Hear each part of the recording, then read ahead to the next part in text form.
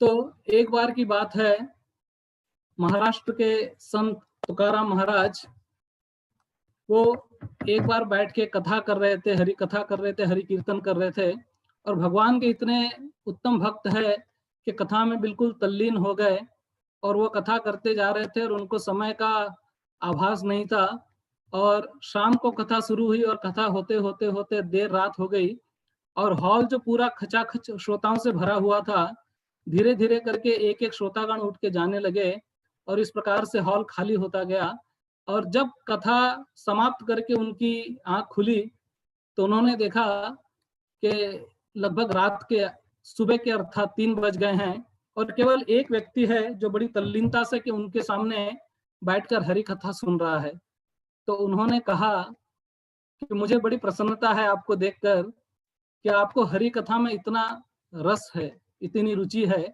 कथा के आरंभ में इतने सारे लोग थे लेकिन सब जा चुके हैं, केवल आप ही हो जो सामने बैठ के बड़ी तल्लीनता से हरि कथा सुन रहे हो। तो उस व्यक्ति ने हाथ जोड़कर संत तुकाराम महाराज को कहा कि नहीं महाराज, ऐसी कोई बात नहीं है कि मैं हरि कथा में इतनी रुचि रखता हूँ या मुझे इतनी तल्लीनता है इसमें।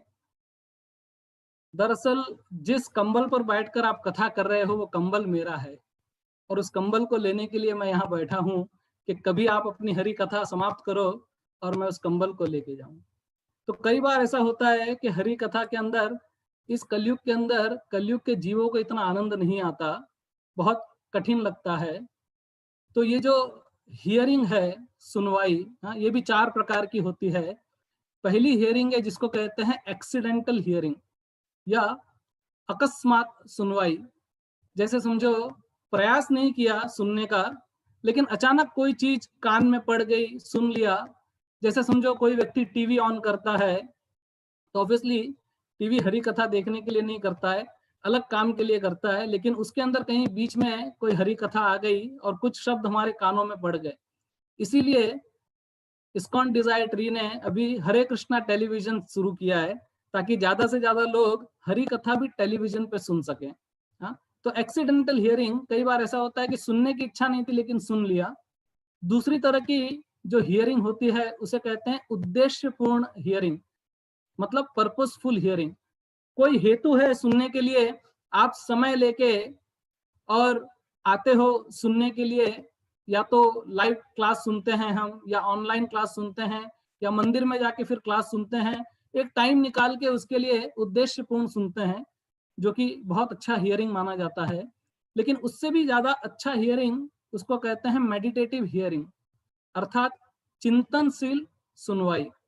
हाँ, सुनते हुए मेडिटेट करना, सुनते हुए चिंतन करना, हाँ, चिंता छोड़ के और चिंतन करना कि जो हमने सुना है वो सुनने के बाद उसका मनन करना कि भाई मैंने क्या सुना है, इससे मैं क्या सीख सकता हूँ।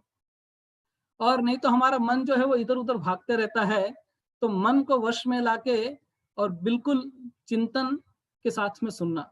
तो कई बार ऐसा देखा गया है कि जब जैसे हमारे भागवत की कोई क्लास होती है या गीता की क्लास होती है, तो जैसे ही क्लास समाप्त हो जाती है तो कई बार लोग अपना कुछ भी बोलना शुरू कर देते हैं, चर्चा शुरू हो जाती है।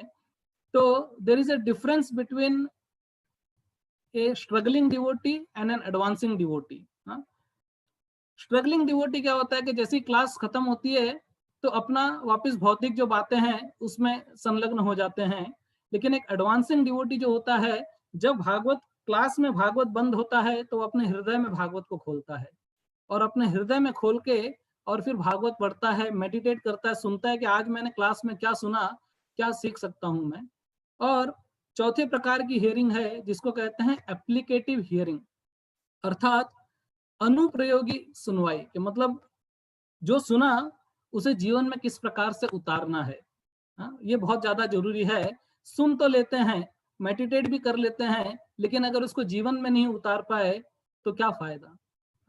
सो प्रैक्टिस ये बहुत जरूरी है। तो कैसे हम जीवन में उतारे, हमने जो भी सुना है श्रीमद् भगवत गीता से, भागवत से, भक्तों से, उसको अपने जीवन में कैसे प्रयोग करें। तो ये 4 प्रकार की हियरिंग है। पर एक और अलग प्रकार की हियरिंग है जो ज्यादातर लोग उसको चयन करते हैं और उसको कहते हैं सिलेक्टिव हियरिंग। अर्थात चयनात्मक सुनवाई। हाँ, मतलब लोग अपनी सीमा निश्चित कर लेते हैं कि भाई हम तो यही सुनेंगे, जो मुझे सुनना है वही सुनूंगा, आप चाहे जो बोलना चाहो उसको बोलो। हाँ, तो कई बार क्या होता है कि इस प्रकार से लोग सिलेक्ट करते हैं कि मुझे क्या सुनना है और कितना सुनना है, क्या लेना है। लेकिन जब हम कथा सुनते हैं और पर्टिकुलरली भागवत की कथा सुनते हैं या भगवत गीता के बारे में सुनते हैं, तो हमको उस प्रकार से सुनना चाहिए जैसे महाराज परीक्षित ने भागवत सुनी थी। हमें भगवान की कथा का श्रवण उस प्रकार करना चाहिए, पूरी तल्लीनता के साथ, भगवान का आश्रय लेते हुए। हाँ, जैसे लास्ट टू लास्ट क्लास में हमने कहा था